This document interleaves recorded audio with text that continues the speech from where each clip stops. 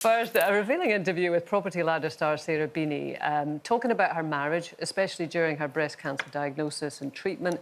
She describes her relationship with husband Graham as hanging on by their fingernails. He said, "The thing is, Sarah, you're not prepared to just have your children half the time, and neither am I. So we're going to stay together, happily or unhappily. So which would you like it to be?"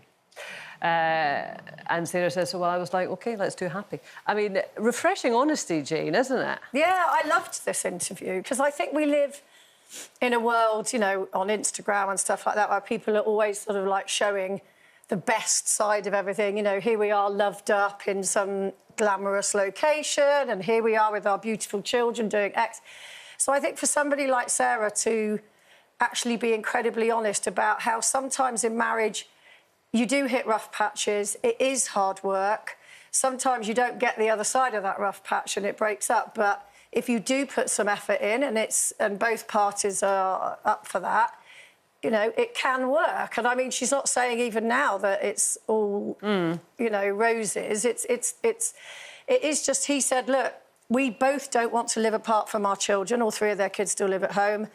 So we've either got to get on with this and make it work or not. Yeah. And I think she was like, she had to accept that, because I think we all get into that thing of, oh, he this, he that, he the other.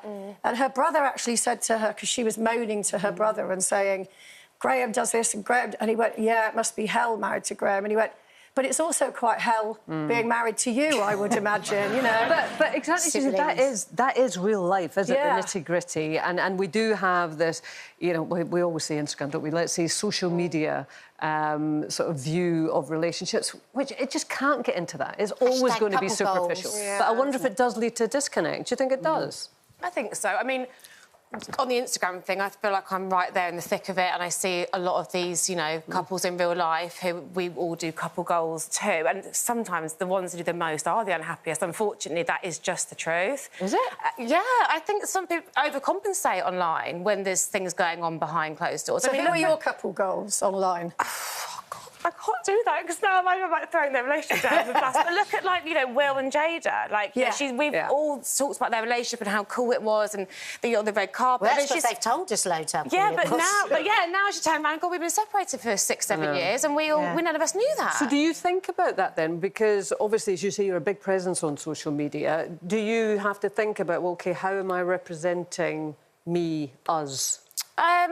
Yeah, I think so. I think I do try through, you know, the reality show we do and through Instagram, I try and, you know, do the good and the bad. I think I pride myself on being quite transparent and real. I kind of hate that term. But, yeah, I think it's important. I think people connect to that. And, you know, I'd say me and Brad argue, drives me crazy. I'm just about 6 months into marriage, so I'm not going to sit here and claim to be an expert. But, you know, it's... So you've been together 5 years before that? Yeah, we're living like a married couple. It does take work. And I think one of the things I try and focus on is, you know, he can't make me happy, you know? I have to make myself happy. Do you feel a big change? They've been together 5 years.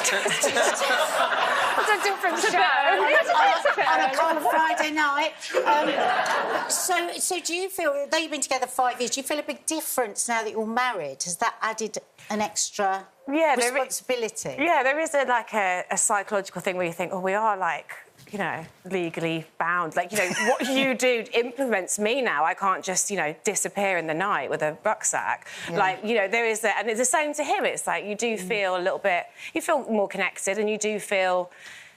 real life starts to kind of happen really quickly. It's grown up, isn't it? Yeah, it's boring. I mean, you're very honest, Nadia. Maybe too honest sometimes about working at your relationship. Yeah. I mean, it was funny because the other thing in that interview with Sarah Beeny, her husband Graham said, you know, the day we have to work at our marriage, I'm going to leave. Yeah, but was he 16 when he said that? Because that's what you say when you're young. They did meet when they were 18 years old. Yeah, they've been together a long time. And I think do you accept that you have to work at it? Yeah, because I think when you're young, you think, oh, you've just got to roll in and out of bed and you've just got to eat croissants and just, like, pontificate about the world. Is that compulsory, the croissants? Well, I used to like it. But then you grow... flaky.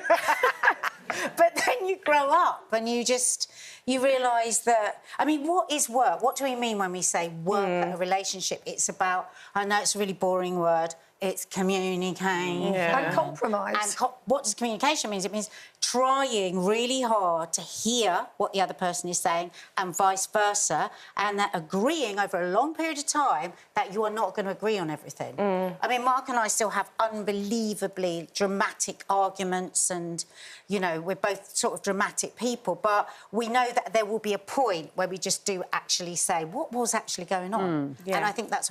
I tell you, though, if I hadn't have had children, we would not have stayed together. 100%. Really? No. Well, you say that very categorically. Because we were both too dramatic and too crazy, both very impulsive ADHD people. We would walk away from relationships. But, you know, you have a child and your child teaches you actually what's wrong with you. Because I was like, why am I wanting to walk away? It was because I don't want to have this communication and say that I feel vulnerable or say that I'm unhappy or say all these things.